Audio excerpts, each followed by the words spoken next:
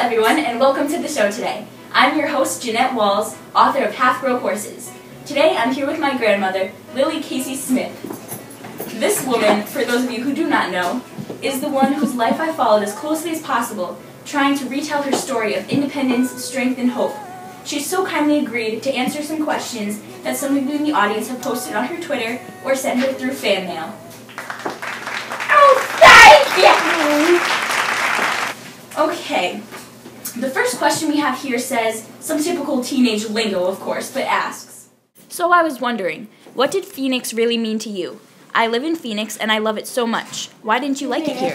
This is an interesting question. Phoenix is definitely a place that was truly unlike any other to me. I mean, the technology was remarkable. No matter where you went, there was indoor plumbing, which was so different from the typical outhouse style life for me. The truth is, such advanced city life just wasn't for me. In Phoenix, my family wasn't able to be home. My children were unhappy as they could not play together on the ranch as they used to. Living a fairly simple lifestyle with lots of chores. My husband, John, was not happy as he really could only be content performing ranch work. You know, raising animals, harvesting the crops, really just performing tasks where you can see your efforts from paying off.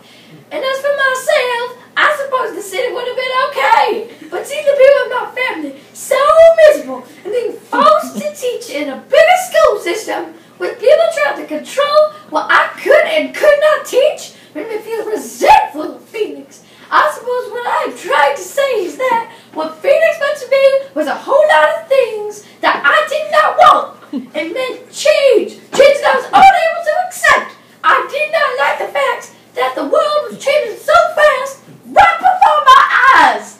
1 second we use our fall for life, animals, plants, they fall people. A second later we move off the ranch and it's been turned into a filming spot for movies. Phoenix just reminded me constantly that life would never be the same. Not exclusively for me and my family, but the whole world. Phoenix also to me challenged my freedom and independence, which are two of my main necessities. When I taught here, principals and teachers and parents of my students were constantly checking up on me, making sure that what I was teaching the kids was appropriate and fitting to the curriculum. I couldn't speak my mind or teach the kids what I thought they needed to know. And there's one thing I know about teaching, it's that the only things you can teach are those things that you are passionate about. So if I'm going to be a teacher, I'm going to teach the kids what I feel they must know. I felt as restricted in Phoenix. Phoenix was a huge setback as far as my career went. And every day when I went to school, the simple idea was that was I in this huge city. Phoenix, where I could not teach my students to the best of my ability, made me feel resentful. Overall, Phoenix meant fear to me. I really had no idea what was going on with me, my husband, or my kids. At one point, I even thought my husband might have been cheating on me. Ridiculous as this is, of course. The unawareness and uneasy feelings I always had in Phoenix was a result of being unable to be with my family all day. Knowing their whereabouts and how they all were doing, it might sound silly, but really I disliked Phoenix because I associated it so many negative thoughts, feelings, and beliefs with it. That's fascinating. I think we can all agree that this makes quite a bit of sense. Great. Moving on to our next question, which was sent to Lily through a letter. It says, hello Lily. My mother and I have read Half-Broke Horses several times, and we absolutely love it. Anyway, I was just wondering for your take on this. I am an aspiring singer. I've written a few songs that my peers and teachers have told me are very good. Instead of attending college next year, I was hoping to go to Hollywood and try to make it as a singing sensation there. Obviously, this is risky, but I was wondering your take on the matter, as I know you have many opinions about Hollywood. Thank you. Now, Lily, what do you have to say about this? Darling, in my experience, education is going to get you so much further than singing will. Now, by going to college, it would not mean giving up singing either. Keep in mind, you can still sing as a side job, but get a good education as well.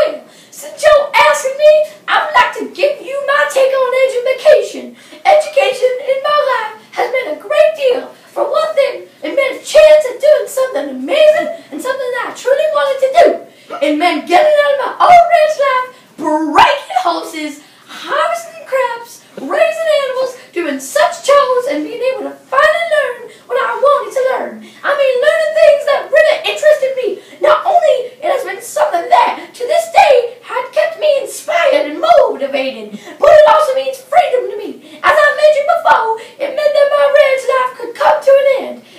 And when I so desired, as a child, going to school meant that I didn't have to take care of my dad and mom, or younger siblings anymore. I could just do something that was for me. In the beginning of my career, when what I thought was more up to me, I felt as though I was truly free. I was no longer on a ranch, I was supporting myself, and I was doing what I needed to do. Teach kids what they needed to know so that they could someday reach their full potential. Also, it meant that I had the chance to have a purpose in my life. In my mind, getting married and having kids wasn't my purpose. I knew my purpose needed to be something that could benefit many people. And what can benefit people more than a solid education? As far as I am concerned, nothing. Therefore, to me, education means purpose in my life. Now, I also believe education means pride. If you are knowledgeable and intelligent, you have every right to be proud of yourself, to stand up for what you know is right and true. Clearly, education is the root to happiness for me. And though I do understand that, to the person who wrote me such a fond letter, Hollywood seems like a dream awaiting reality. I would strongly suggest taking the path of learning. As far as I am concerned, Hollywood is nothing but lies. My younger sister, Helen, went to Hollywood hoping to be an actress. She was very good, as you say you are, at singing, and she was scheduled many auditions. She turned down for every last one. You see, Hollywood is a scam. They'll tell you I'm a shot, but really, they think there is something wrong with you. Something that makes you unfit for the part. Whether it's your shape, size, skin, or whatever. That's why Hollywood means nothing but deceit to me. It also means heartbreak. You, I'm sure as well as Helen, worked so hard for your dream of becoming famous, but when the reality sinks in, that as Helen worked so hard, the reality sinks in that it isn't going to happen despite your best efforts. A wave of depression, an unliftable, ridiculously heavy one, will sink in. I know this because it happened to my sister. She was also heartbroken by men too in Hollywood. Many of them told her they loved her, sleeping with her, leaving her absolutely alone. They completely took advantage of her, which is yet another thing that Hollywood makes me. Do you know what happened to Helen as a result of the ceremony? She got pregnant. She came to me looking for a place to live, and people treated her like dirt. She was not respected in the slightest, and she ended up taking her own life, also ending her unborn babies. The whole situation was truly horrible. And think about it to this day, it greatly saddens me. I have an extremely negative connotation of Hollywood, as I have seen what it can do to people mentally, emotionally, and physically.